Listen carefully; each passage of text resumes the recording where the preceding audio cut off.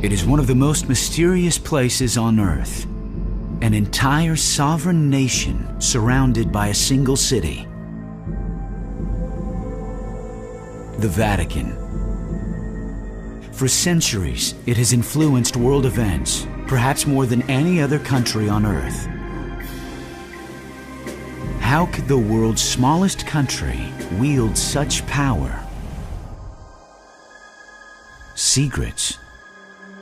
The secrets it holds behind these very walls. It's a secret place for many reasons, and one is that it gets up to things it doesn't want people to know about.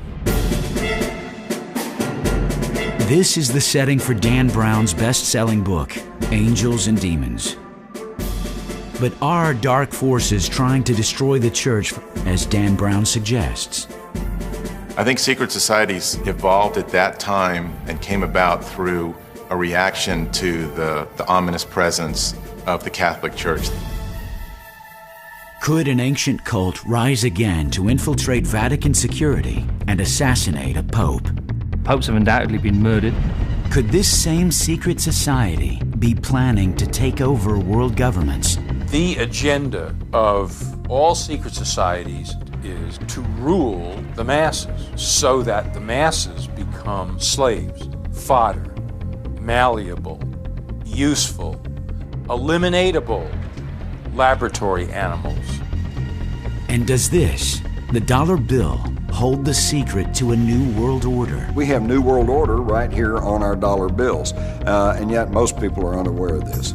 One person is on a mission to uncover the answers to these very questions and more that are raised in Dan Brown's frightening book. Simon Cox, along with other noted experts, are about to tell us what's fact, what's fiction, and what has yet to be revealed.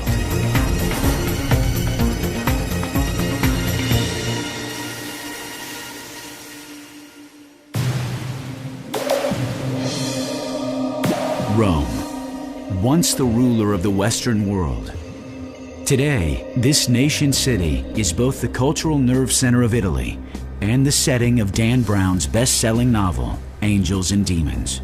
Rome is an amazing place, a city that is like none other than I've ever seen. It's a kind of revelation in the sense that at every turn there's something new. It's like a palimpsest, which is a manuscript in which something's been written, but it's been written over a pre-existing text that's been erased, which itself was written over a previous text that's been erased, so that it's layer upon layer, and it's that layering that is the city of Rome, endless and deep. You turn a corner, there's a modern building sitting on a Roman building, sitting on something earlier still, and at every corner, at every turn is a new discovery. But it's not only ancient buildings which lay hidden beneath Rome's streets. In the city where Caesar was murdered, where Constantine helped engineer the emerging religion of Christianity, a new and sinister society reportedly existed. The Illuminati, the Illuminated. Dan Brown's Angels and Demons raises vital questions. Do they still exist? And if they do, who are they? The central theme within Angels and Demons is this idea of a secret society called the Illuminati. Did they really exist? If so, what period of history? Are they still around? These are questions that are really thrown at us from the book, and Dan Brown tries to answer them by saying, yes, they're a real secret society, they still exist today, they still exert influence and pressure, just as they did through history. Historian Simon Cox has made a career of studying the past. Now he's making a career investigating the theories behind Dan Brown's mysteries.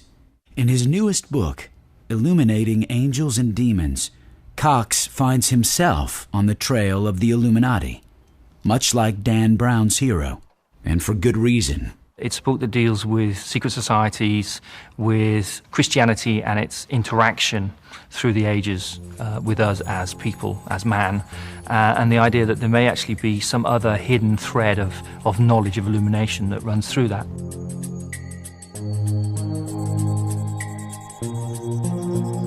In the novel, a secret society known as the Illuminati sets out to destroy the Vatican and alter the course of world events. For writer and conspiracy theorist Jim Marrs, the threat is real. The final goal of the Illuminati is world domination.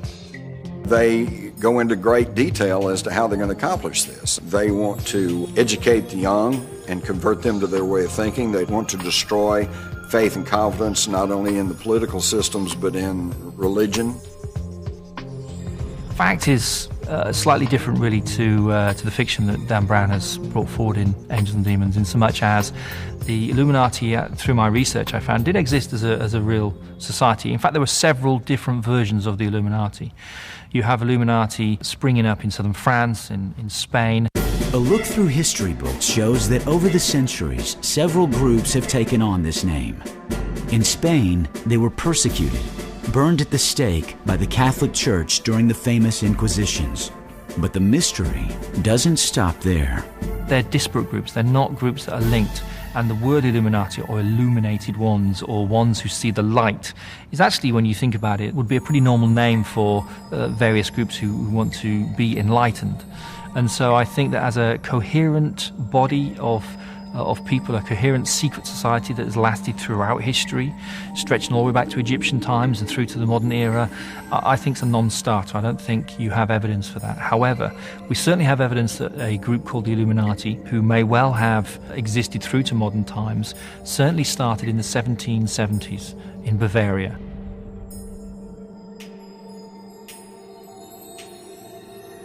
The Illuminati was a secret society supposedly formed in the spring of 1776 by Adam Weishaupt, who had been trained by the Jesuits.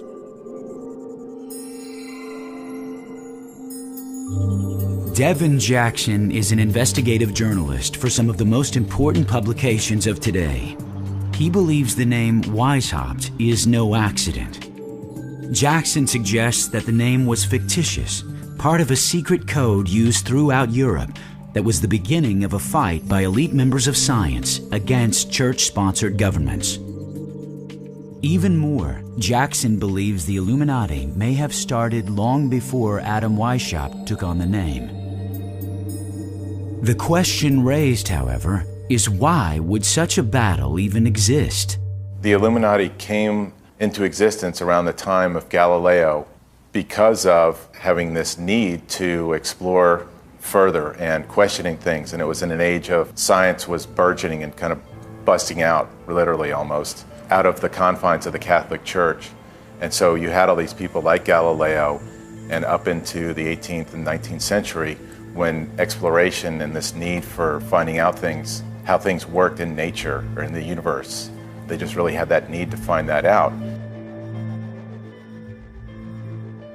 I think in earlier centuries the church probably was anti-science because they feared a conflict between their dogma and scientific knowledge. Did Dan Brown have it right? Could the Illuminati still exist? Could they be trying to destroy world governments? In his investigation, Simon Cox believes the beginning of that answer lies in the very title of Dan Brown's book. A title that may lead us directly to the Illuminati. The book Angels and Demons, I think, is titled so because what you have here in Dan Brown's estimation, I think, is the idea of the study of light and dark. And so you have this study in dualism. On the one side, we're not sure who the angels are. We're not sure whether the angels is the church or science, because this is a book about church versus science. On the other side, you have the demons. Are the demons science? Is it the church? We're unsure about this. And I think that's the reasoning behind the title. I think it's quite a clever title to use. Angels and Demons is a great title. It does sum up very well the duality of the book and the theme of angels that runs through it in the Bernini statues that form the clues that run throughout the book. In Angels and Demons, the Illuminati gather in secret meeting places throughout ancient Rome. Each location anchors a surreptitious trail that Dan Brown calls the Path of Illumination. And each location is filled with Bernini's masterpieces, which allegedly hold clues to this subversive path, including his most famous work, The Ecstasy of St. Teresa. Her hand allegedly points towards this path of illumination. Surprisingly, it forms a nearly perfect cross within the city of Rome. I think the path of illumination that Dan Brown highlights in his book is a real, it's something that has been used throughout history, although maybe not in the context that Brown is actually bringing it forward within Angels and Demons. The idea behind neophytes, behind initiates actually walking a path, metaphorical or real, is something that we do find symbolically throughout history.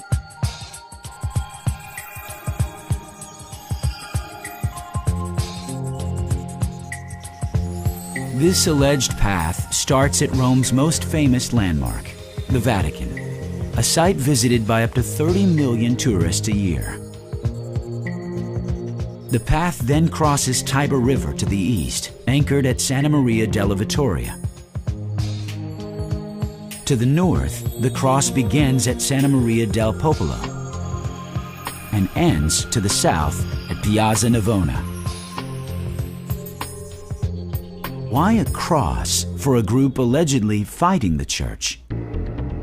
Clive Prince and Lynn Picknett, co-authors of the Templar Revelation, have researched its mysterious origins. Every religious, spiritual, esoteric discipline will talk about a metaphorical path of illumination. Whether this exists in the sense of the Illuminati, a group somewhere, have their own views on this, and you have to be initiated into it and do certain things, perhaps horrible, to receive illumination, is open to question. The Illuminati's scientific beginnings, their rituals, and quest for power are closely tied to the Vatican's own shrouded history. But hidden deep within the Vatican are secret documents which reportedly could be used to destroy the Church. Has the Illuminati infiltrated the Vatican? Have they found the hidden documents? And what will happen if they, or another secret society, finds them?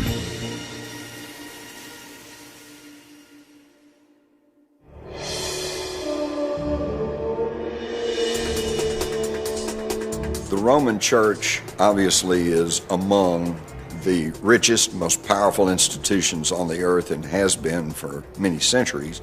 And that's simply because if you go back to the time of the Middle Ages, the church commanded everything. For over 1,000 years, the Vatican influenced world events while wielding vast control over both kingdoms and royalty. They told the kings what to do, they loaned money, they ran every facet of everyone's life. And today, of course, with the democracy, freedom springing up around the world, they have lost some of that power, but they are still a very formidable institution. One example of the power of the Roman Church is that in the 1980s, they were allowed to open an embassy in Washington, D.C., which is still there today. So we recognize the Vatican as a separate nation, a separate state, and we have diplomatic relations with it, even though to many people this flies in the face of our contention that we have separation of church and state. The Vatican's location is a key part of Roman Catholic history, one that goes to the core of its faith. According to Catholic and Vatican history, the bones of St. Peter are buried underneath the cupola of St. Peter's Basilica in Vatican City, Rome. But what if the Vatican is not built over the remains of St. Peter? What if something else is buried underneath its ancient floors?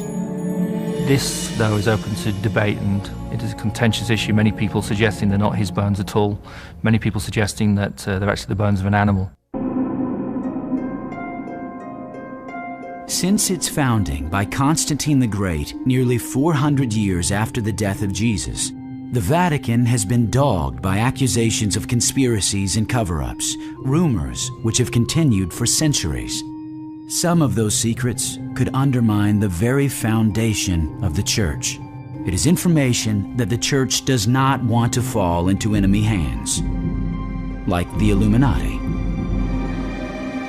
We have the catacombs under the Vatican, which hardly anyone has ever been able to penetrate.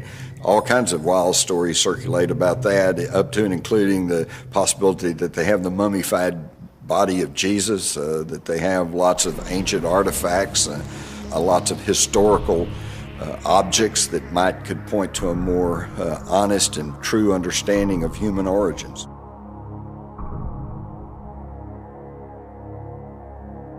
So there is that reality behind it. There is, it's a secret place. It is secret for many reasons, and one is that it gets up to things it doesn't want people to know about.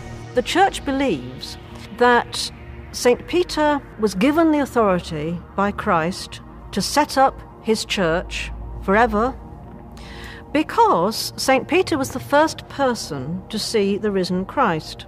This is a kind of article of faith of the Catholic Church. And all you have to do is read the New Testament to discover that it's wildly untrue. The first person to see the risen Christ was actually Mary Magdalene. In fact, it's not even true that Peter was the first male disciple to see the risen Jesus. The first male disciple was John the Beloved. So what's going on there then? For centuries, questions such as these could not be raised in large parts of the world without fear of persecution. It goes to the heart of the Church. Was St. Peter really the one chosen to start the Church? Is the Vatican the true resting place of his body? Early scientists were some of the first to question. With other religions growing in popularity, the Church had a lot at stake. And the Catholic Church just took this position that we have to be the one faith. We can't have anybody else believing in these other gods or polytheism or some other type of God. It's got to be the Catholic Church or nothing. The Catholic Church took this position, I think, in its first maybe 400 years of existence, that they, at that time when there were also these other faiths competing for people's souls, and so to speak, that they wanted to be the one church that would dominate over all the other faiths that were out there. Adding to the controversy is the Vatican's enormous financial wealth, and more importantly, how it was achieved. I think the Vatican is secretive about its finances because of the controversy over how much money flows into the church. They don't want to detail how much money they have, how much money they're worth. In fact, it's really amazing, but I have found in my work as a journalist in this country that even local bishops, local priests, they only know their picture, their small piece of the puzzle. They do not have entree to general accounting numbers as to how much money or where it goes or who's getting it or anything else. The Vatican has always been a very secretive place. There's even, well within living memory, there have been sort of great financial scandals involving the Vatican Bank and things like that. This enormous collection of wealth has had one other unintentional consequence: making the job of Pope one of the most dangerous in the world.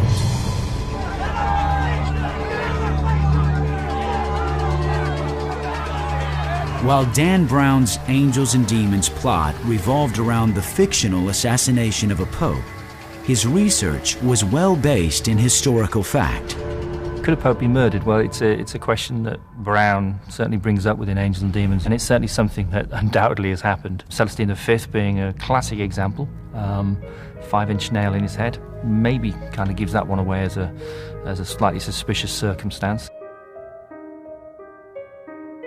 Stephen Ostro, a professor of art history, has researched the early centuries of the Vatican, uncovering a legacy of persecution and violence. The early popes were almost to a one martyred because they represented a tradition, a faith that was contrary to the Roman law. So if you go into St. Peter's, for example, all the piers of the main nave are adorned with portraits of the early popes, each and every one of whom was martyred for his faith.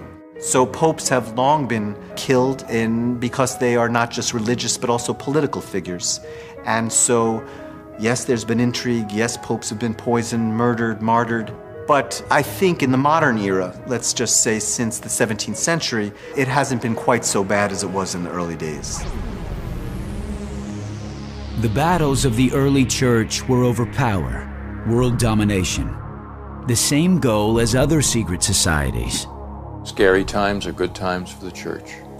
The agenda of all secret societies that have a negative impact is to rule the masses.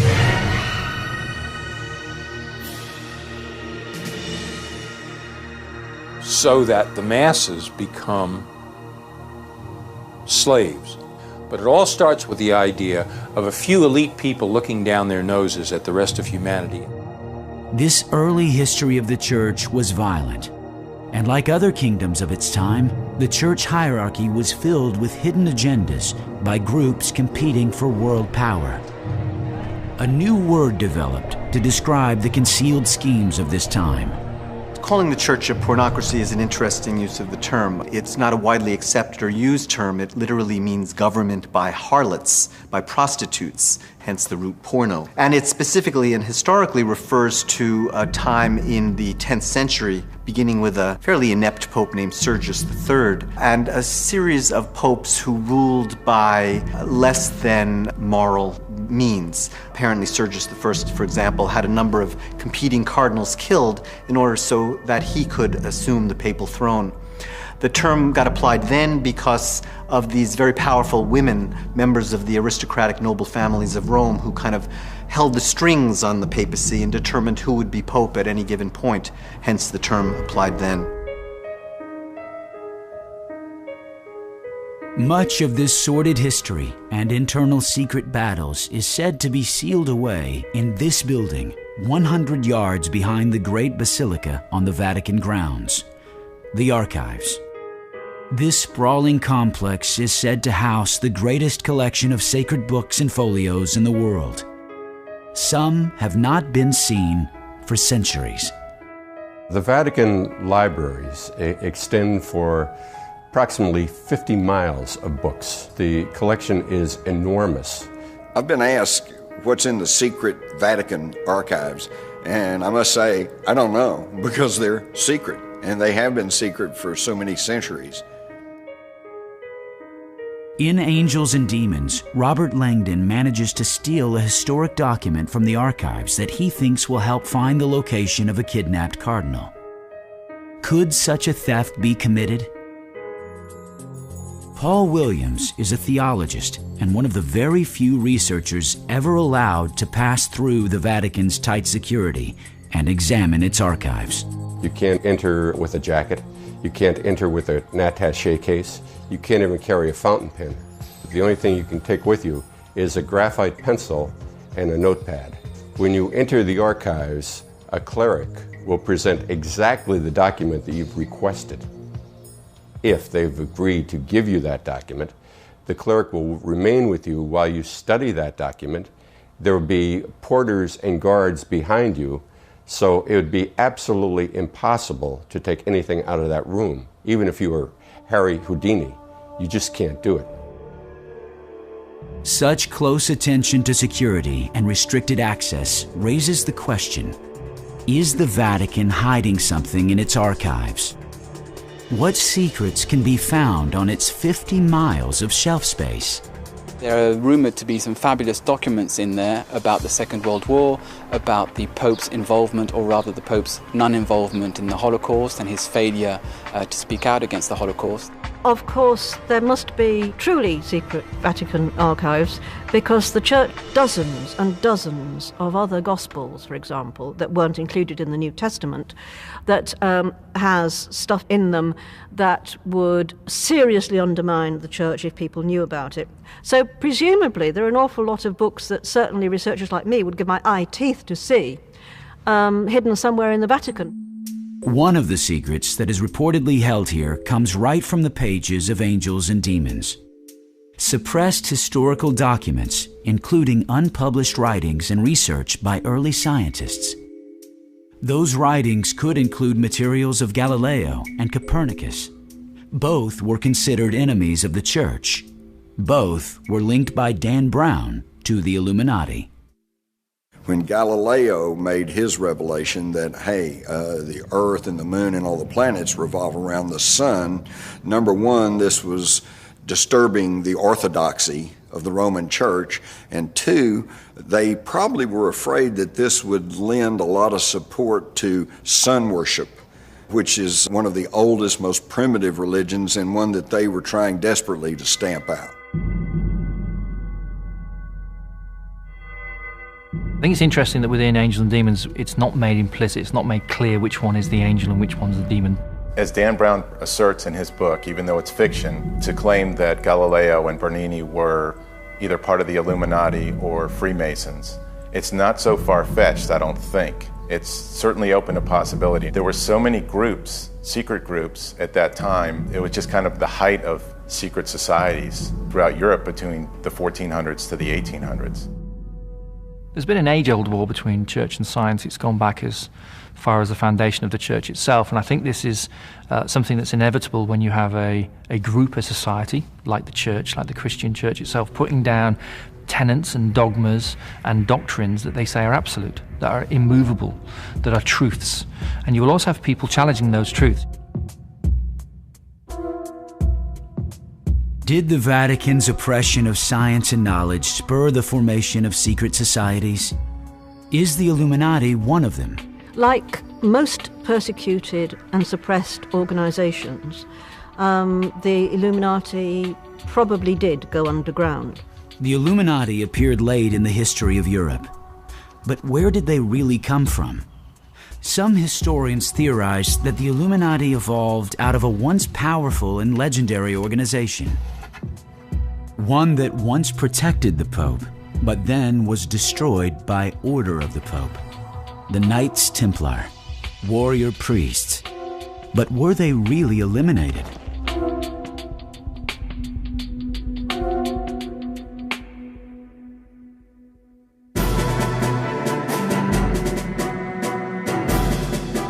The Knights Templar started out as the Order of the Poor Knights of the Temple of Solomon. The Knights Templar were purportedly to be in possession of the Holy Grail. It was the year 1000. The Western world believed in the legend of the Holy Grail, a cup thought to hold the blood of Christ and his power. And now, a secret society of warrior monks allegedly found the Holy Grail. Through this legend and the power it conveyed, the Knights Templar became one of the most revered and feared secret societies that ever existed. Authors Stephen Ostrow and Devin Jackson, who have dedicated years of research into the Knights Templar, describe them as early defenders of the Vatican who eventually became its biggest threat. They were ostensibly serving to free the roads for pilgrims to go to Jerusalem. They took up residence in the Temple of Solomon. They lived in the stables of the Temples of Solomon, and for about 8 years they conducted an excavation. The Knights Templar were these warrior monks, and what they did was they sometimes served as the guards for the Pope, but what they largely did was that they guarded the route, the pilgrims' route and the crusaders' route on the way down to Jerusalem. There were only 9 of them for about 9 years, so I don't think they could have done that, at least not very efficiently. They quite clearly had another agenda. They did seem to be looking for something in the Holy Land. They were very into secret knowledge. Even though they took a vow of poverty, the knights began accumulating more wealth than many rulers of the day.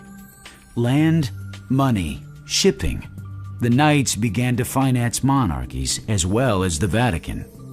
The Knights Templar eventually became kind of a Templar Incorporated. They started the first branch banking, which means you could deposit your gold and silver in England and expect to take it out when you go to Jerusalem, so you wouldn't have to carry it along the highways. So they became the biggest property owner in Europe. At the same time, they owned the biggest fleet. Their vast wealth and influence made the Templars fearless and intimidating. They bowed to no king or leader, and soon, not even the Pope. Their wealth, however, might not have been their biggest threat. Historian Lynn Picknett believes the Knights may have started a new and competing religion. Knights Templar were accused of spitting and trampling on the cross in secret ceremonies and of worshipping a bearded, severed head. And they certainly had a great reverence for John the Baptist, overtly. And what was the significance of this? We discovered that the Knights Templar, when they were in the Middle East, met a group that was known as the Church of John of the East. And it was a group called the Mandeans, who originated around Judea, Egypt, 2,000 years ago. And they were John the Baptist's followers. The Knights might have been following a cult, sometimes called Johnites. But it's what Picknett says next that might have doomed the fearless Knights. They rant and rave against Jesus, who they say was a false prophet, who was a schismatic from John's religion, and certainly it does seem, I mean, modern scholars have found out that it's very likely that Jesus was actually a follower, started off as a follower of John the Baptist. Whatever the reason, the Templars soon grew more secretive, holding surreptitious meetings in hidden locations, much like Dan Brown's path of illumination. A growing allegiance to John the Baptist, along with their wealth and power, made the Knights the greatest threat the Vatican had ever seen. The Knights Templar refused to acknowledge superiority of anybody. They were becoming amazingly arrogant. They existed for about 2 centuries as an incredibly powerful, in every sense, order. And then they met with a very kind of sudden, abrupt and rather nasty end at the beginning of the 14th century when first the King of France and then the Pope turned on them. Eventually the Templar Order became so big that they started to arouse the jealousy of the French king and also the ire of the population. They became regarded in Sir Walter Scott's term as haughty as a Templar, meaning that they just were so proud they could do anything they want, and so this aroused the people to be against them. Question's been debated ever since exactly what the motivation for closing this order down was. The standard reason that's given is that the King of France simply wanted their money. The reasons they were given at the time for them being suppressed was that they were the heretics and blasphemers. On October 12, 1307, the Knights Templar saw the end coming. Historians are convinced that they managed to spirit away their vast riches and collected treasure just ahead of the advancing armies of the King of France. These wagon trains full of treasure were brought to the harbor of La Rochelle, and from there they were loaded on 17 Templar ships, which basically disappeared from history. The next day, Friday the 13th, armies of French soldiers arrested all the Templars at every temple that they could find. And then killed them at the stake. Many were burned alive. To this day, some 700 years later, many people still fear Friday the 13th. But by 1307, when the last Grand Knight of the Templars was burned, the purge was complete. King Philip of France now had the funds to launch his war against King Edward I of England. But was the purge successful? Historical authorities like Jim Marrs think otherwise. It wasn't very effective because the Knights Templars had plenty of warning that this was going to happen. In fact, they only rounded up a handful of them. Most of them had fled or had simply changed clothes and blended themselves into the general population. From here, the mystery deepens. What happened to the surviving Knights Templar with their immense treasure and contempt for the Church? Did their descendants become the Illuminati?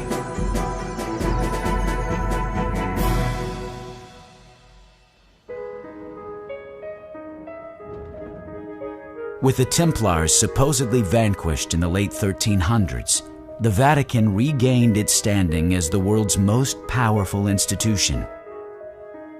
But over time, a more formidable threat to the Vatican came into being: science.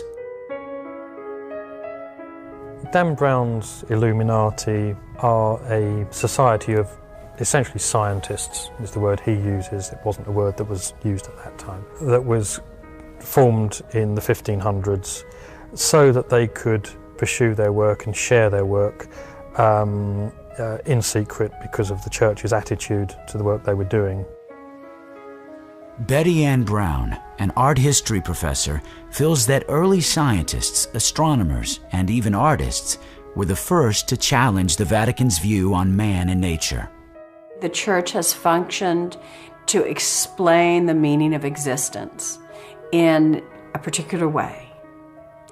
And science's explanation has often conflicted with the Church's. Certainly, that was the reason that Galileo was a threat to the Church. Because if he suggests that the Earth is not the center of the universe, that the Earth revolves around the sun, he's challenging the Catholic tenet that the Earth was central. There were supporters of Galileo within the Church who disagreed with the view that if he was right, it proved these passages of the Bible to be wrong, on theological grounds. So yes, there were those who backed him, but obviously it's the Pope's word that goes at any given time. The Renaissance became a dangerous time to be a scientist. Many paid with their lives, including Giordano Bruno, a brilliant scientist and a follower of Copernicus. He was imprisoned in the very same church as was Dan Brown's heroine, Castile di Sant'Angelo. One of the prime examples of the Church coming down hard on scientific thinkers was the story of Bruno, who was a bit of an extremist in some of his views. Bruno was famous throughout Western Europe for developing memory skills, a sensational theory in 1576. And because he believed, like Copernicus, that the Earth revolved around the sun, he became an enemy of the Church.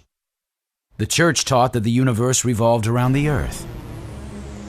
And so the Church arrested him and imprisoned him for almost 8 years, I believe, and tried to convince him to recant his teachings, and he refused, and in the year 1600 he was burned at the stake.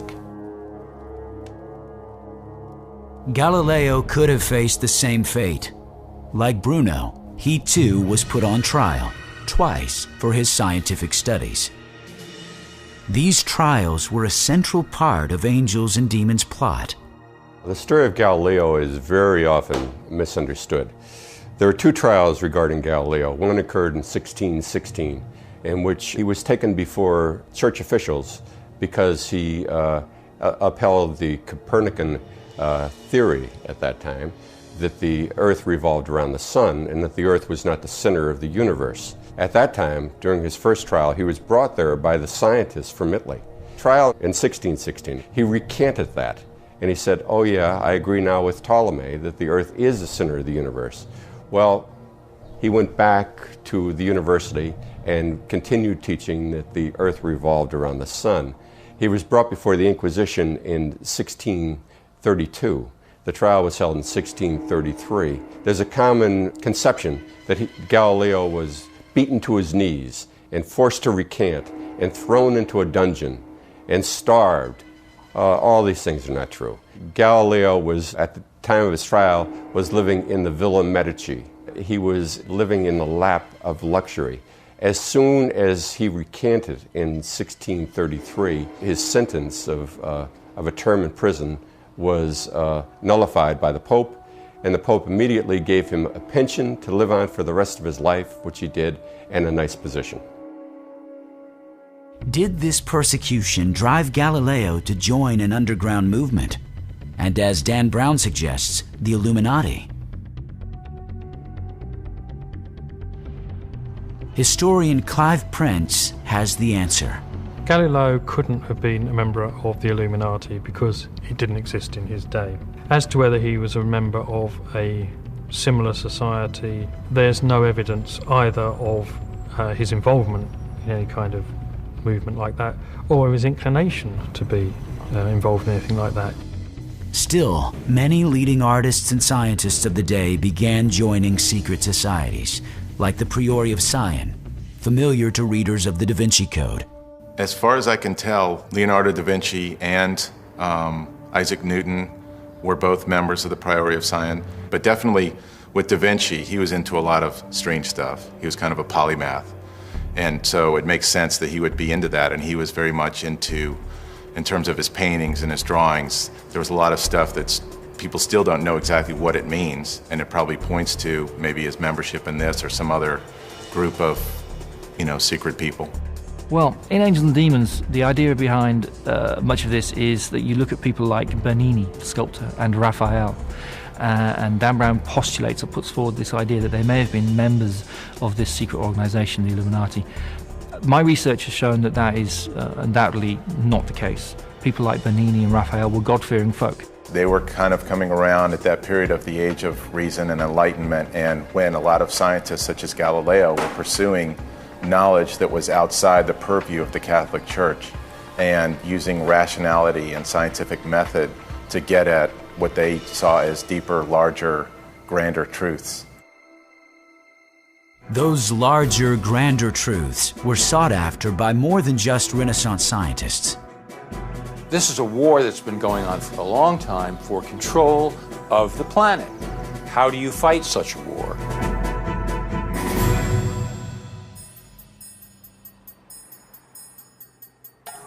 Rome is today, and has been for centuries, the seat of the Catholic Church, which means the fundamental center of the Christian faith.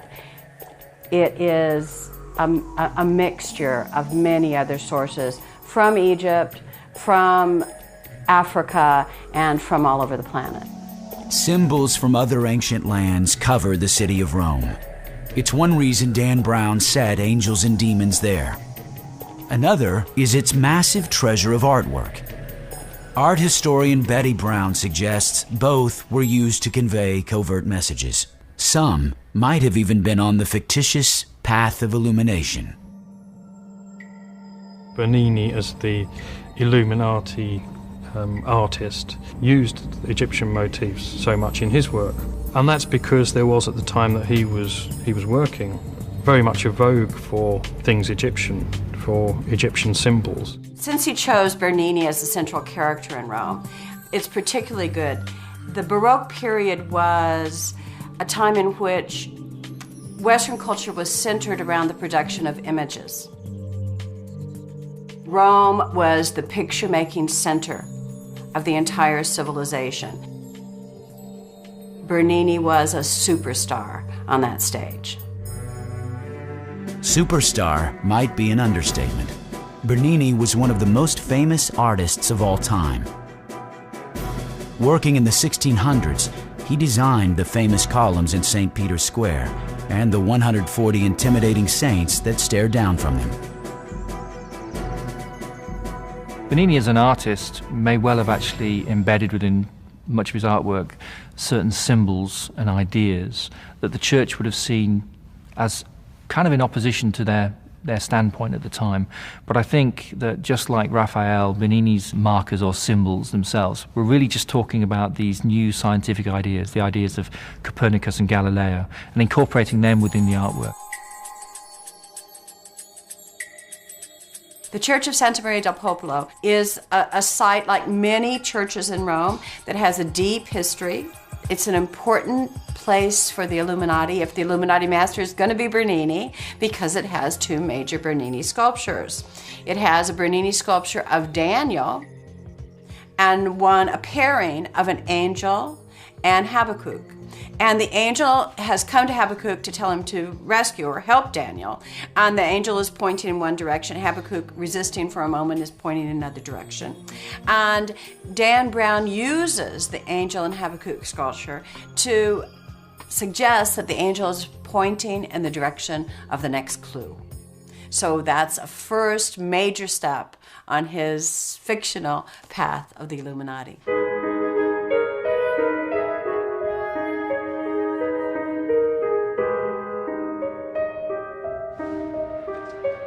Another location on Dan Brown's path of illumination? Bernini's Four Rivers Fountain. It's the southwestern tip of the path's cross over the Tiber River. And at the center of this Baroque masterwork is this, a large obelisk. Did Bernini purposefully place this pagan object here as some type of signal? The obelisk at the center of the Four Rivers Fountain is another one of the ancient obelisks that were brought to Rome, and it lay in another side of the city, but under dirt and years of debris. The pope who patronized Bernini and created that fountain was Innocent X, who wanted to create a monument at the center of that piazza, which was, in a sense, his kind of family turf. His family's palace is right adjacent to it. Wanted a monument that marked the center of the piazza and glorified him and the church as well. An interesting question, though, is why Bernini used Egyptian motifs so much in his work. It's a question that has intrigued conspiracy theorists for centuries. In the Fountain of the Four Rivers, each of the human figures represents a river, and so it's accompanied by symbols designating which river that is. Those are the more overt symbols, but Bernini could have hidden all manner of other little tricks in there had he chosen to do so. But it isn't the fountain that has most historians perplexed. It's this sculpture, often considered Bernini's masterpiece. And it's right on the eastern end of Dan Brown's Path of Illumination. It hardly seems like an accident. The Ecstasy of St. Teresa is one of Bernini's most extraordinary works. The sculptural group is the centerpiece of an entire ensemble, a chapel that Bernini designed for the Cornaro family, a wealthy Venetian family. And it illustrates or gives form to one of the most remarkable passages in her writings that describes one of her many encounters with the divine. It's the tip of the arrow that allegedly holds an Illuminati clue: fire, one of the four elements. The Illuminati were early scientists. Earth, wind, fire, and water were the elements with which they worked. And in Dan Brown's book, each was used to kill a cardinal. Did the Illuminati truly use their most important symbols for such a frightening means? Teresa of Avila is a fabulous woman from Christian history. Santa Teresa reformed the Carmelite order, allowing women who weren't incredibly privileged to enter the convent by basically working their way through rather than coming in with such an immense dowry that it would pay for their room and board for their entire lives. She traveled all over Spain founding the convents, and during her life had several visionary experiences. St. Teresa of Avila was in many ways the poster child of the Catholic Reformation, and her experience, her ecstasy, there was this new emphasis on having an emotional experience of piety, an emotional experience of God and of Jesus. This artist outlived 8 popes, 8 benefactors. This allowed Bernini to create much of the most valued artwork throughout the Vatican, including the famous St. Peter's Square. But another Renaissance artist may also have left similar secret messages in his works: Raphael. Only it wasn't with obelisks or spears of fire. And one anchors yet another arm of the cross on the path of illumination. Well, the pyramids in the Chigi Chapel are fairly unique in terms of Renaissance tomb imagery and form. They were actually designed by Raphael, who was the architect and designer of the chapel in the 16th century, the early 16th century. And they were very much meant to evoke the grandeur of ancient Rome and earlier civilizations still. When Raphael designed those tombs, he was very much thinking about the symbolic meaning of the pyramid, going back to Egyptian and ancient Roman culture. And in its form, it embodied kind of perfection on the one hand, and on the other, the idea of salvation and eternity. Dan Brown appropriated this site for the Illuminati as yet another clue: the element of earth. Does this make Raphael a conspirator? I think it's highly possible that any of these incredible creative geniuses could have been a member of a secret society. Certainly could have been true for Raphael, certainly could have been true for Bernini. And I think that Bernini and Raphael and many of the artists at the time would have been seen in modern terms as reformers. They still relied fundamentally upon the church. They were still God-fearing folk. They would have seen these ideas, the very idea of a secret society, as anathema, but they were reformers and they wanted to bring forward some of these new scientific ideas. And I think that's what Dan Brown is really getting at with a lot of his work within Angels and Demons. While Bernini and Raphael lived long before the Illuminati were known, other symbols on the path of illumination may have true connections to secret societies. Symbolically, Egypt is the source for the Illuminati symbols that are so significant in the mystery of Angels and Demons. Angels and Demons starts with Robert Langdon, the main character, dreaming of Egypt. I think this is Dan Brown using this device within the novel to draw us into the idea that Egypt and Egyptian symbolism is going to play a very important part in this book. In both Rome and Vatican City, numerous Egyptian obelisks like these sit in open display. Their origins are pagan, yet here they are in one of the most religious sites on earth. The reason they are here goes back to the very beginning of modern Christianity. The obelisks within Rome seem odd on the surface. You walk around Rome, you see obelisks. There are actually 13 obelisks within Rome. These obelisks account for more obelisks than are actually standing within Egypt. In Angels and Demons, the obelisks also help to form the path of illumination that Robert Langdon uncovers. Professor Eric Johnson is a religious history scholar at UCLA.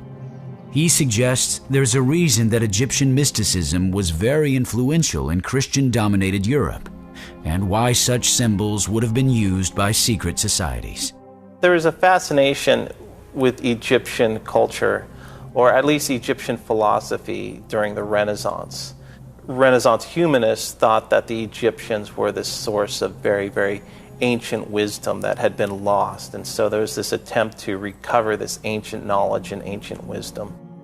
I think the obelisk in St. Peter's Square weighs about 180,000 tons, and so they had to construct massive casings in order to house it, to put it on a kind of causeway and move it, even if it was just several hundred meters. It was a colossal undertaking, thousands of men, horses, and you name it, in order to achieve the moving. It is at the foot of this obelisk where one of Dan Brown's most gruesome murders takes place. The final clue is left by Bernini, who created this square in 1656 to hold 300,000, a staggering number for its day, and a testament to the power of the church.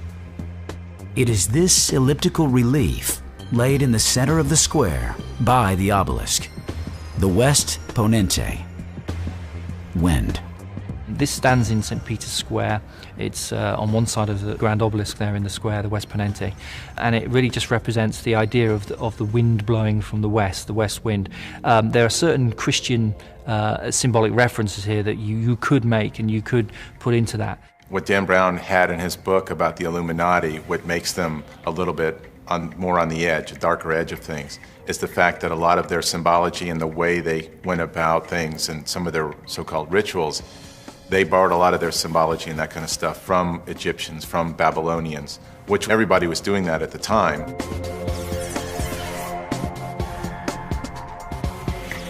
I would probably catch some flack for saying this, but it's quite obvious to any student of the Bible that the Bible, of course, on which Christianity is based, is actually a hodgepodge of ancient oral traditions, old stories.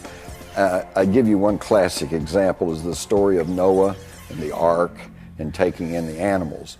This is a story that dates back to the Sumerian tablets that predate the Bible by probably at least 4,000 years. And in the Sumerian tablets, we have the exact same story. The church appropriated many symbols. There are some scholars who believe that the Christian cross symbol is actually an appropriation of the Egyptian Ankh symbol, which, as you know, is like a cross but with a rounded top. But it was worn as crosses are worn today. The image of Christ as Good Shepherd, the young boy holding the sheep, that's an appropriated symbol as well from ancient times. Egyptian religion and what we know as modern-day Christianity only fundamentally differ in a few points, really. Egyptian religion was a religion of symbolism.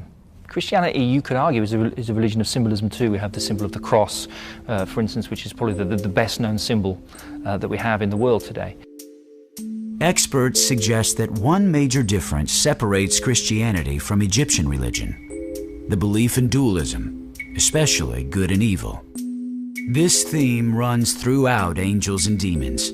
It also accurately describes the epic battle between the church and science, between the Illuminati and organized religion. The Egyptians really didn't see things in forms of black and white. They didn't see things as a yin and yang type of scenario. It was shades of grey. You had to have one to have the other. Order and chaos, they must sit side by side. Horus and Seth, these two characters from the Egyptian pantheon of gods, must be together in order to give us completeness in the world. But the Christian idea is that you have the good God and you have the devil, and that, one is ultimately totally good and one is totally bad. Well, even Set, the ancient Egyptian god, wasn't totally bad. He had his place in the pantheon of gods and a place in the welfare of men, even representing that part of men and women and representing the balance. The Egyptians were very big on balance, whereas Christianity isn't. In Christian elements of religion, you really do have a definite black and white, and it's used in a very different sense to this idea of balance. You have heaven and hell, you have God and the devil, and it's a case of you must take your choice. You must pick, are you with us or against us? And it's this element to Christianity that really is one of the most fundamental differences to the earlier Egyptian religious iconography.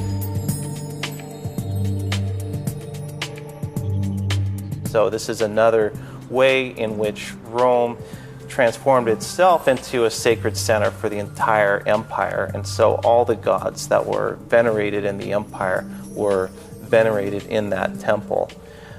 Later on, after Christianity becomes legalized and then later becomes the official religion of the Roman Empire, it was normal for a lot of these old pagan temples to be reconverted to become Christian.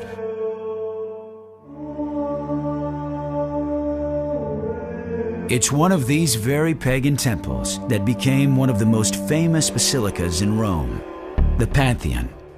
Hundreds of thousands of tourists flock here every year, yet few likely know that when they look up, they are looking at a demon hole. Many now, however, may think of it as an Illuminati landmark. Pantheon has a large hole in its roof, and there's actually a false trail that leads Langdon and Vittoria to the tomb of Raphael. This so-called demon's hole in the temple shows yet again a pagan symbol remade as a Christian symbol. Another example of dualism, good versus evil. They think one of the murders is actually going to take place there. It doesn't take place there. But what's interesting is that they bring into this part of the story the idea of the demon's hole. And this demon hole, they equate with the roof of the Pantheon.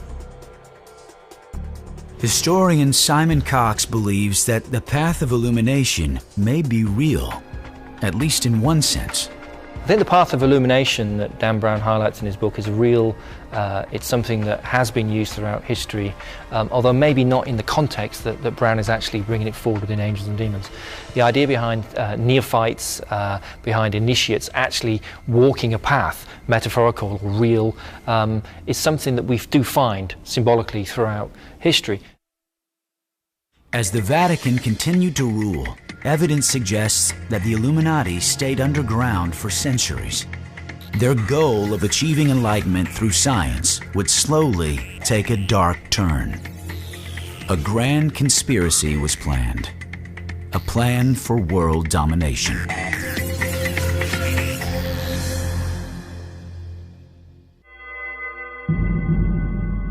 Well, we've all heard that knowledge is power. But secret knowledge is even more powerful. And the Illuminati, if they still call themselves that, is a movement whose basic philosophy is the end justifies the means. Conspiracy theorists have concluded that the modern-day Illuminati are a powerful entity in the world today, even if they no longer carry the name. They will do anything to further their agenda. Kill, maim, destroy, lie, cheat, steal, whatever. And this is quite effective because they will pose as anything. They're liberals, they're conservatives, they're fascists, they're communists, they're Democrats, they're Republicans, they're anything that will further their agenda, and this makes for a very, very powerful and effective secret conspiracy.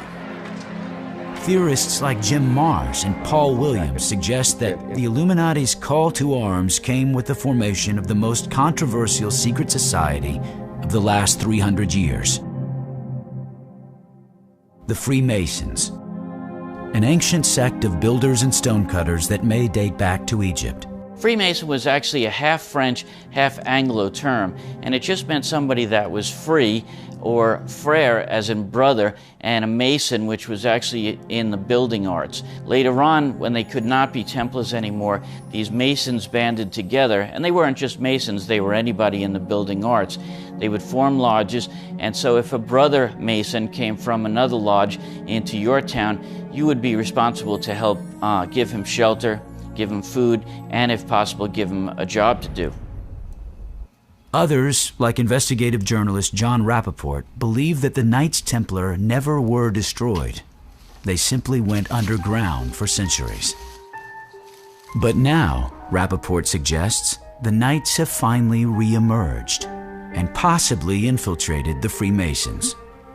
Freemasons, to me, evolved out of the Knights Templar. Knights Templar were partially destroyed by edict of the Pope and the King of France, fled the scene, reformed themselves as a kind of secret society called the Masons, put their Templar past behind them publicly so that no one hopefully would discover that this was a reformulation.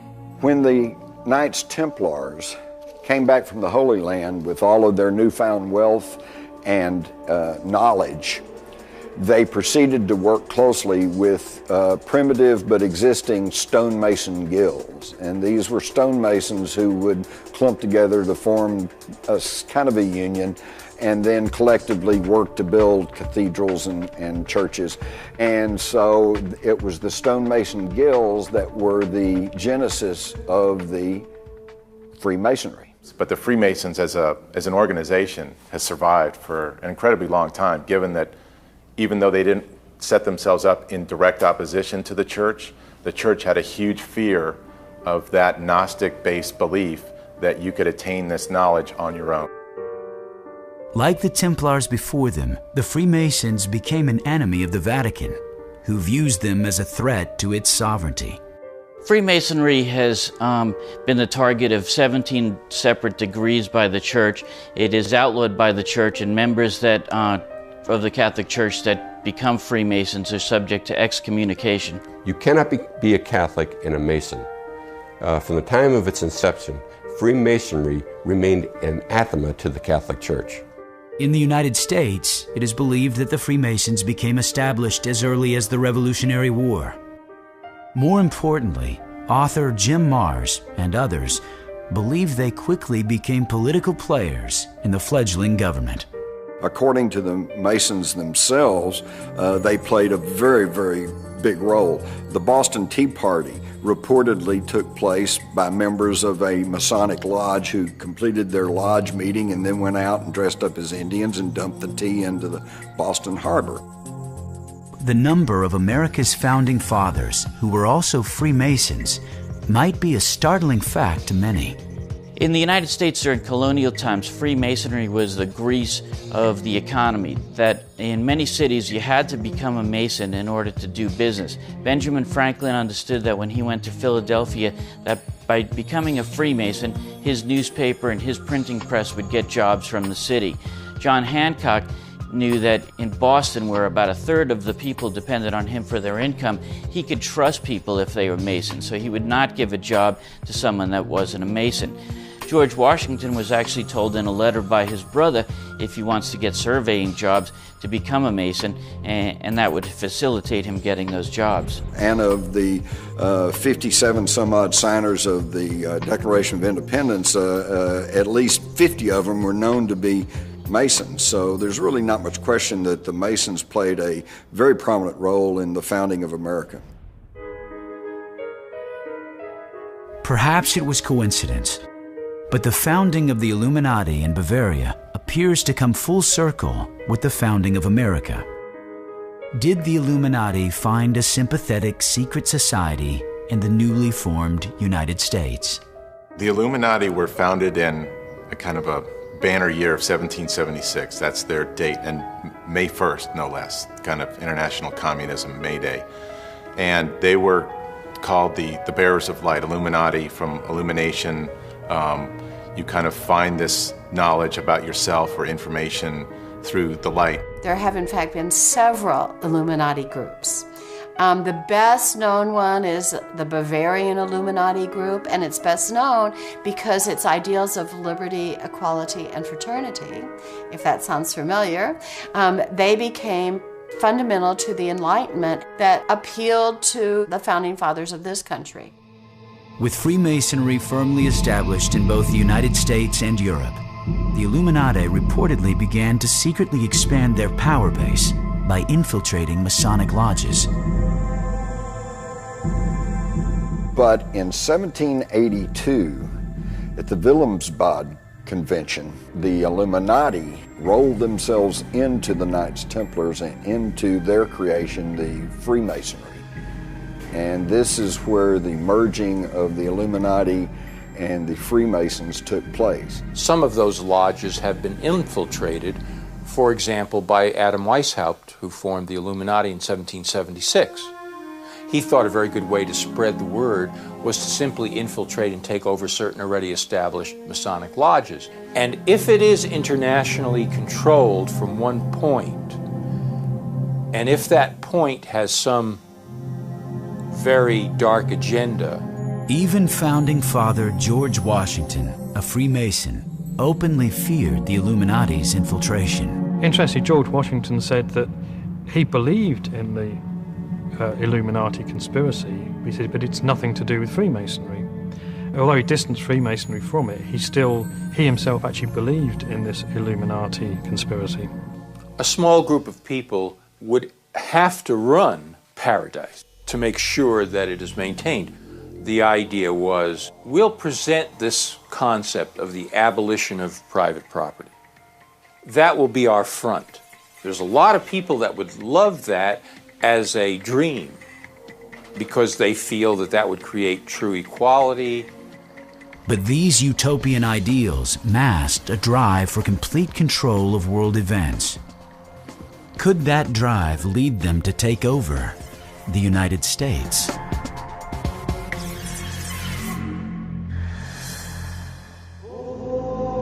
While the Illuminized Freemasons were expanding their ranks globally, the Roman Catholic Church had slowly declined in wealth, power, and influence.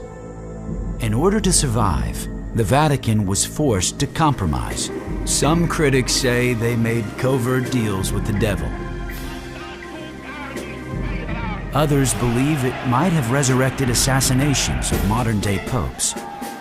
Well, first with the Lateran Treaty of Mussolini, and then to a reported secret concord between Hitler and the Vatican.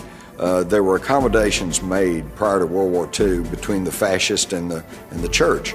That basically it was kind of, we'll leave you alone if you'll leave us alone. That's why there were no prominent outcry against the atrocities of Hitler and the Nazis by the church. This alleged secret infiltration of the Vatican by outside powers may have saved them from ruin. However, some say it also made them a co-conspirator in the genocide that was to follow. Pope Pius XI signed the Concordat with Hitler and the Concordat with Mussolini. He had promoted these two fascist regimes. Toward the end of his pontificate, he lived to recant these views. He knew that he was wrong. He saw the herding of the Jewish populations throughout Germany and Poland into ghettos, the creation of concentration camps, the persecution of Catholic clerics throughout Germany. By 1939, Pope Pius XI could no longer abide by the clandestine agreement he had made with Italian dictator Mussolini. He decided to separate the church from the fascists. It would be the last decision he ever made. Just on the eve of World War II, Pope Pius XI announced that he was not happy with these concordants that had been reached with the fascists, Mussolini and Hitler, and was threatening to come forward and expose these deals that had been made between the church and the fascists, but then he died suddenly. The sudden death of Pius XI killed the plan to break the Vatican's alliance with the fascists.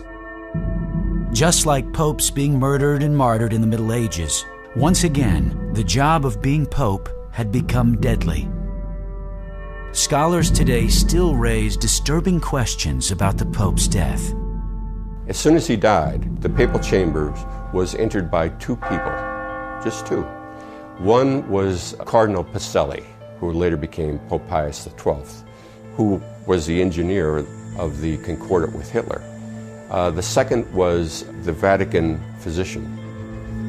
Cardinal Pacelli and the Vatican physician immediately ordered Pius XI's body to be embalmed. The Church had never allowed this practice before. Also, the Vatican did not allow an autopsy to be performed, raising further suspicions. Pius XI's death remains a mystery to this day. There is reason to believe that Italian fascists poisoned him. But of course, as with most conspiracies, you keep them covered up not through absolute covering up of facts, but through obfuscation. There's so much claim and counterclaim and controversy that most people just finally get tired of it and turn away. This was not the last time in recent history that secrets, cover-ups, even deaths would scandalize the Church. On May 5th, 1998, Italians woke to shocking headlines. Sangue in Vaticano. Violence had erupted within the Vatican, one of the most secret and protected cities on earth. Someone had been murdered within its walls. On May 4th, 1998, a nun made her way through the barracks of the Swiss Guard in the Vatican and discovered the bodies of the commander of the Swiss Guard, Alois Estermann, his wife Gladys, and a young Lance Corporal, Cedric Tournay. The Vatican, a few hours later, said that the young Lance Corporal had shot the commander and his wife before turning the gun on himself. What was behind this horrific crime? Had the fortress of the Vatican been infiltrated? Was it part of a larger plot to overthrow the Church?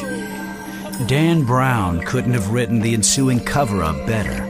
It was only 4 hours after the bodies were discovered that the Vatican announced that, according to its official version, the Lance Corporal had killed the commander and his wife and then killed himself in a fit of madness. We weren't told what the basis for this conclusion was. The terse nature of the Vatican statement about the Swiss Guard murders only inflamed the story more. Basically, the Italian newspapers had no idea what to make of all this, and all they had to go on were a few lines from the Vatican. So, of course, that's where the question started. What appeared on the surface as a bizarre crime in one of the most protected secret societies on Earth may have been more political than previously known. Now, Cedric Tournay was made out to be a madman, an alcoholic, a drug addict by the Vatican, but the truth is that he was actually quite a typical Swiss Guard. He was dedicated to the Pope, he swore to sacrifice his life if necessary for the Pope, and he wanted to act as a bodyguard for the Pope. And all these expectations that he harbored in him were, of course, turned out to be illusions. But in another twist, investigative journalist Devin Jackson finds a possible link between the Swiss Guard, this elite army sworn to protect the Pope and Church, and a secret society from the past, the Knights Templar. The very knights who once guarded the Pope were destroyed by the Pope. Did this investigation expose the resurgence of this secret society? It's a case that never has been solved. And like their predecessors, the Knights Templar, the Swiss Guard are tightly keeping their secrets. Despite the huge pressure for a public investigation and the public wanting to find out more about the cause of the murders, the Vatican battened down its hatches completely. It refused an offer of help from the Italian Interior Ministry. It refused offers of help from other Italian crime experts. The morning following the murders, all the Swiss Guards were gathered together by the chaplain, and they were made to swear silence on the affair, on anything they knew about the protagonists involved.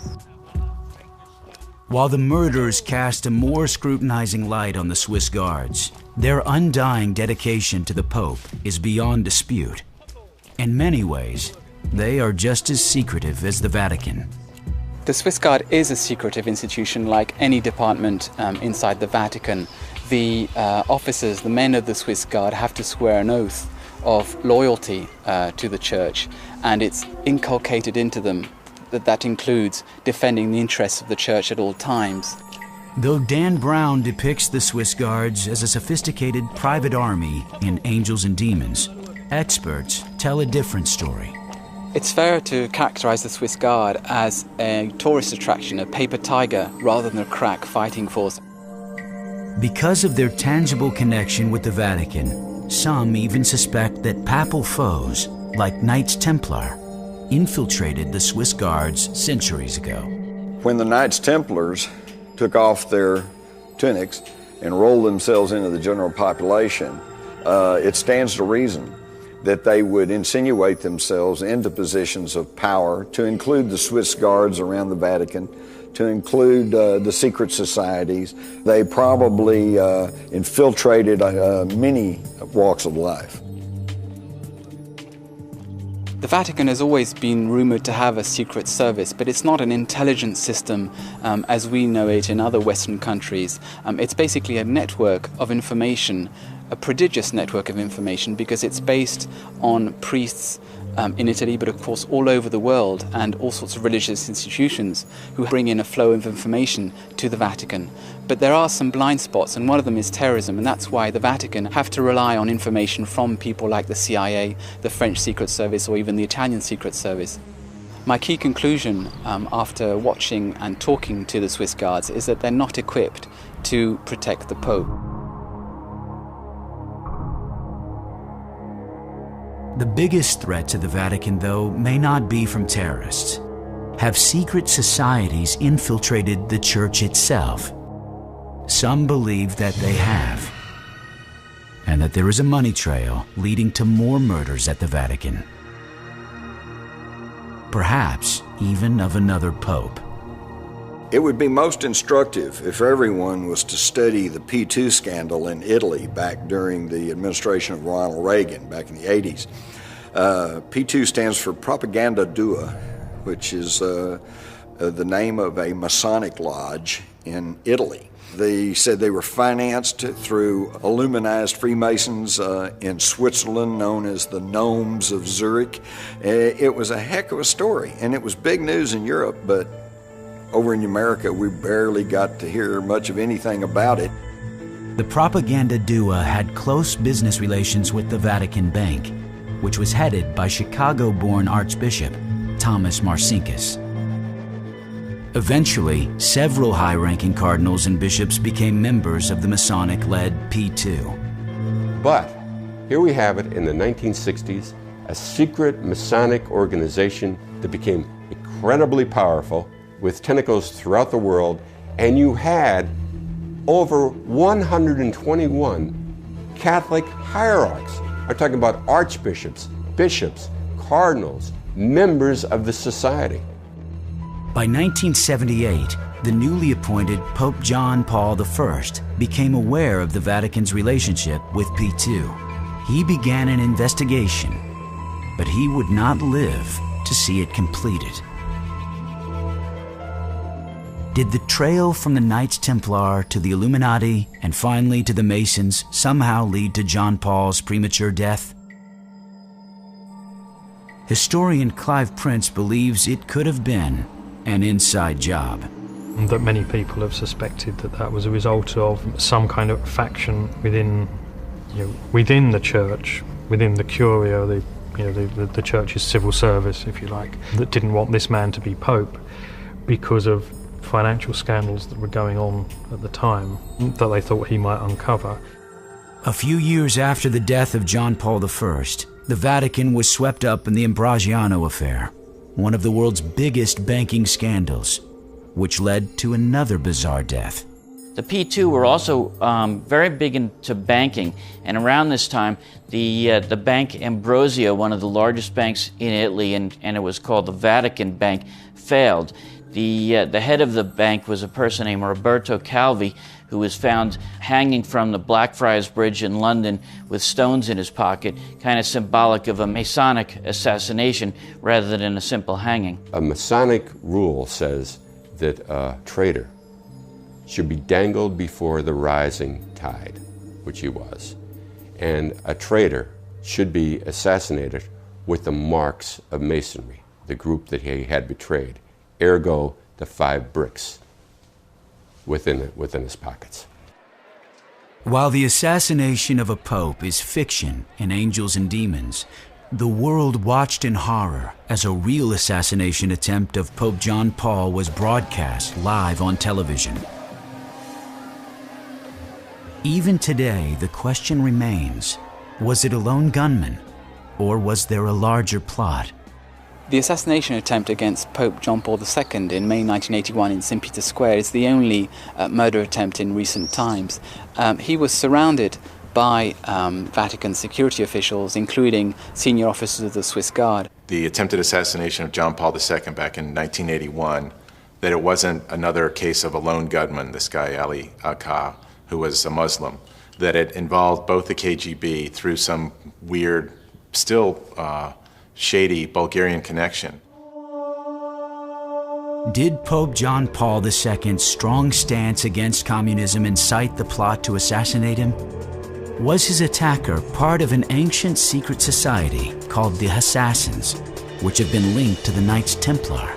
Ronald Reagan and John Paul II set up this agreement where they were in a battle. It was kind of toward the end of the Cold War, so they wanted to get rid of communism. And the liberation theologists, which were all in South America and Central America at that time, at the height of their controversial rise, Reagan said, if you help me defeat communism, I'll do what I can to kind of keep the liberation theology movement, down there and allow you to keep more control over those people. It's documented that Reagan and John Paul II, as the head of the Vatican, were going to try and do what they could to stamp out communism. So naturally, the Soviet Union felt threatened enough to perhaps use this Bulgarian connection to off the Pope. If there was a conspiracy to kill John Paul II, the Vatican's perpetual secrecy effectively killed the investigation into the case. We have the case just after the attempted murder of Pope John Paul II in 1981, when the Italian authorities trying to find out information from the church about what they might have known about the run-up to that attempted assassination. But there, the church refused to give any information to the magistrates, so much so that one Italian public prosecutor accused the Vatican of placing a tombstone on his inquiry. But it wasn't just the Vatican that was threatened. Reportedly, the Illuminati had infiltrated the Freemasons. And across the ocean, in a prosperous America, the Freemasons were surprisingly aggressive at infiltrating the government of the United States, eventually reaching its highest levels. To the question which presidents were Mason, it's more which presidents were not Masons. People up to George Bush and Delano Roosevelt, Harry Truman, Reagan, it's just a laundry list. Just about every president has been a Freemason. It's just funny to think of who the Freemasons have been or are, like the astronaut Buzz Aldrin or John Wayne or Bob Hope or W.C. Fields, people that you never, it's like, what are they getting out of being a Freemason? And it's a fraternal organization. And this is where the Freemasons have been at odds. Franklin Roosevelt was one of them that did reach the highest level of Masonry, and he worked his way up for a long time in Masonry. Gerald Ford might have been given the title strictly as an honorary basis, but some Masons believe as many as 1/3 of the presidents of the United States were Freemasons. During Franklin Roosevelt's presidency, a subtle change in the $1 bill is thought to have signaled the arrival of a powerful secret society in the United States. One of the things Dan Brown mentions in his books is the Masonic imagery on the dollar bill, and there's much to that. We have the Great Seal, which has a lot of Masonic imagery, such as the arrows and the olive branch. Here we have the all-seeing eye of knowledge at the top of the pyramid, but it's separated from the rest of the pyramid. And this is Illuminati imagery indicating that they alone have this knowledge and that all the rest of us are down here on the lower part of the pyramid. Treasury Secretary Henry Wallace, who according to Simon Cox was a Freemason, added Masonic symbols to the Great Seal of the United States. He also added these frightening words. The term Novus Ordo Seclorum actually means the New World Order. Masonry calls this god the Great Architect. So, in other words, we have New World Order right here on our dollar bills, and yet most people are unaware of this. The dollar bill might be just the beginning of evidence that the long trail of the Knights Templar to the Illuminati and now to the Freemasons has infiltrated the government of the world's largest free nation. The Washington Monument is an obelisk. It's in the form of an Egyptian structure that basically has the same meaning. It was originally for the god Osiris, but it's just a sign of any god and the power of that god. The whole layout of Washington, D.C. is done to a sacred architecture. The Capitol building, the White House, and the Washington Monument are the three most important pieces there. The most startling evidence of Illuminati influence is with the Bilderberg Commission, arguably one of the most powerful groups in the world, who many suspect of controlling the world's economy and even its governments. The Bilderbergers came along in 1954, I think. They were founded by another Freemason, this guy Prince Bernard, who was part of this Merovingian dynasty, as he claims, also affiliated with the Nazis. They used to meet in this hotel in the Netherlands called the Hotel Bilderberg. So they just started calling them the Bilderbergers. At one of their later meetings, David Rockefeller, who a lot of people see him as this huge kind of master puppet, kind of pulling the strings of world leaders, he proposed the idea at a Bilderberger meeting that we should have a commission, which later came to be called the Trilateral Commission, which is, coincidentally, there are three parts of the pyramid. The purpose of the Bilderberg Group was a united Europe. Started with a common market. You now have the European Union that is desperately trying to get its member nations to ratify a constitution that will mean that the already top-heavy governments of these individual countries in Europe will now be run by a super top-heavy organization called the European Union. Bureaucrats will run all of Europe. There will be no borders, the rule of the few over the many. There's a great deal of secrecy, especially with the Bilderbergers. There's a great deal of privacy of what goes on within the Council on Foreign Relations and the Trilateral Commission. And the fact that they want to try and shape the world as they see it, that's what is best for the world, and we know how to do that. That's what leads to lumping them in with the New World Order, the pyramid, the eye in the pyramid, lumping them in with Masonic traditions. The Vatican is saved at the end of Angels and Demons. But does the fight between science and the church continue today? I've been asked in the struggle between the Illuminati and the church, who's winning? And it's hard to say because this is a sub rosa conflict. You don't read about it in your newspapers or your news magazines, and you don't see it on television. But stepping back and taking the long view, I think you find that the influence of the church is waning, and there is growing chaos in the political field and growing control in the corporate field. So I would have to say the Illuminati seem to be ahead at this point.